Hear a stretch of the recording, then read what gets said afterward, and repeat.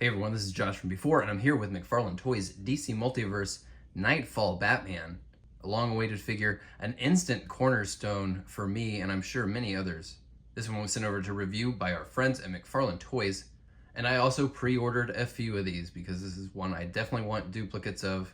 In fact, I've got an extra one that I'm going to be giving away along with a few other things for this month's member giveaway. Channel members who are subscribed for $1 a month are eligible for my monthly giveaways. Been sending some pretty cool stuff out lately. Consider joining if you want to get in on that. The membership fees go toward shipping the giveaways because they are open to international viewers. All right, let's get this guy out of here. We've seen the box. There's that if you need it. I can't wait any longer. Let's get him out. Now, I've only had him out of the box for a couple moments, but I can already tell this is really the one we've been waiting for. I think they really did it.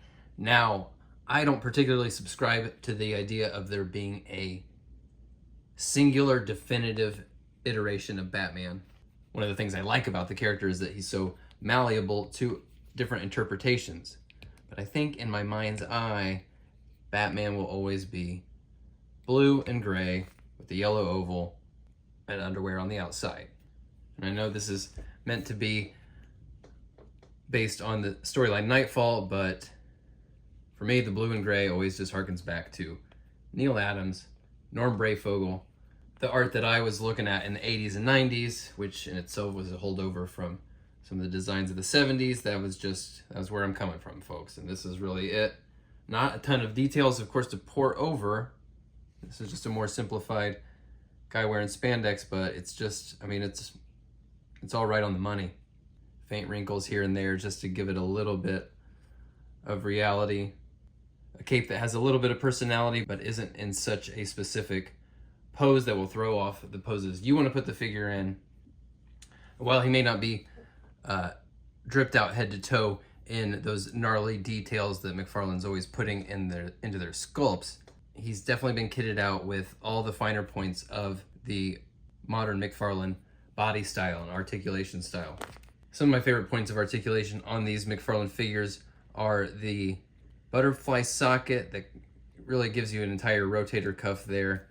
I really love the way it kind of lets you do some fine tune some of the body language there when you're doing your posing. You know, that means something different than that. I really like that. Another thing I like is the ball joint wrists and ankles, especially now that they've started putting some sculpting into the ball joints. Because being able to move the wrist in particular, being able to have different angles to cock that wrist. He's got double elbows and knees. Not the prettiest sort of transition there on the elbows. The knees are a little bit more delicately done as far as having a transition. Of course, they put the cut lines right there with the shape of the leg muscles. Fairly smooth. It doesn't have that big floaty piece hanging out there when you bend it. That looks nice. And another great thing I love is the fact that the hips actually do rotate right up there at the top of the leg. It's hidden under the pelvis piece.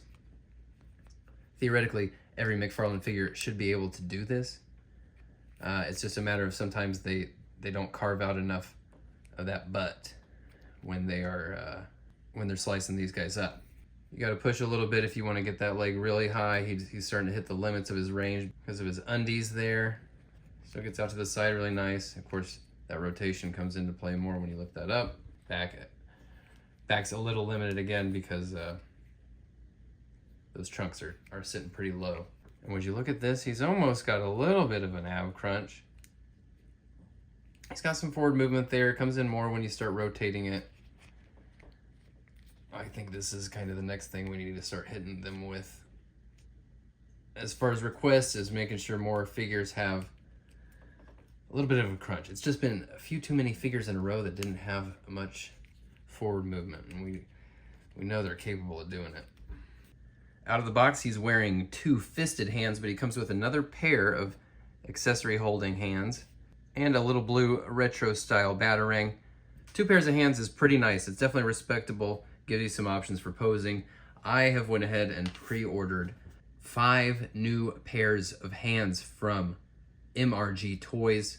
You may remember way back when I reviewed those Suicide Squad weapons that he created. Really excellent sculptor and 3D printer, and he's got these pairs of hands, $5 each. So I'm looking forward to getting those from MRG Toys. I will follow up once I have them in hand, no pun intended. All right, we got a lot to compare this guy to. All right, on the left, 2 iterations of the 3 Jokers body buck. I'm still really partial to the year 2. I know it was a pain in the ass to find one of those that didn't have QC issues, but it looks so great. The drawback is that this 3 Jokers body buck is a little rigid. He's just kind of better suited for this standing power pose and isn't quite as action ready as Knightfall is here. And then the fan favorite Hush body buck, I'm not in love with it.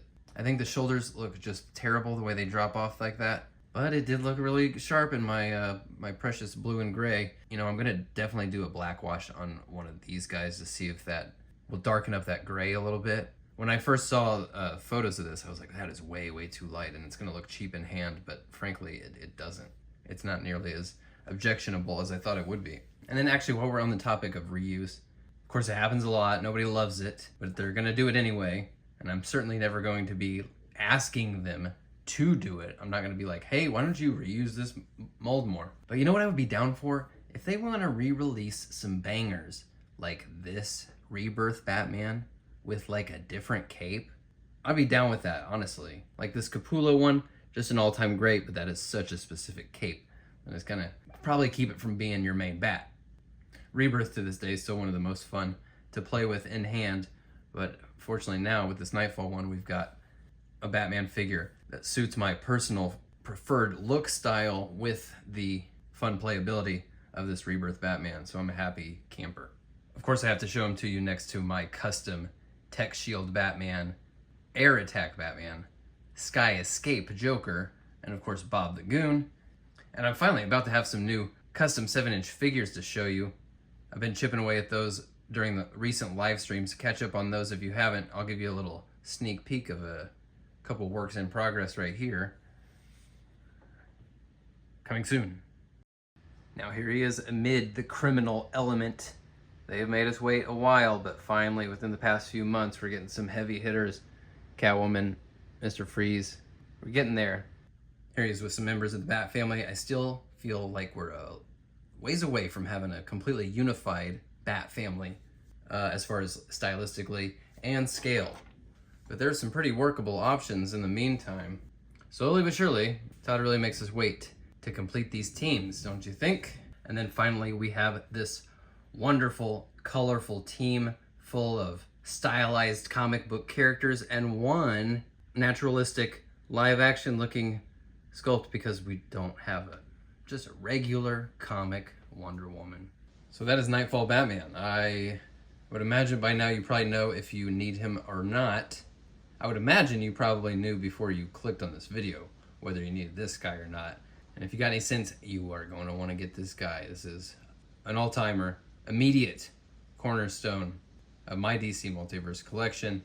I love all the crazy crap that McFarlane gives us when it comes to all the ridiculous iterations of these DC characters, and whether it's death metal or caveman or whatever. But don't be afraid to come back home every once in a while, knock out one of these proven versions of the characters. What we're showing up for him. This guy's sold out a bunch of retailers. If you're having trouble finding them, check out some places like cmdstore.com or Figurine for All. They tend to be pretty reliable when stuff becomes hard to find. And that's all I got, gang. Got some pretty cool reviews coming up, so stay tuned. I will see you guys next time. Peace.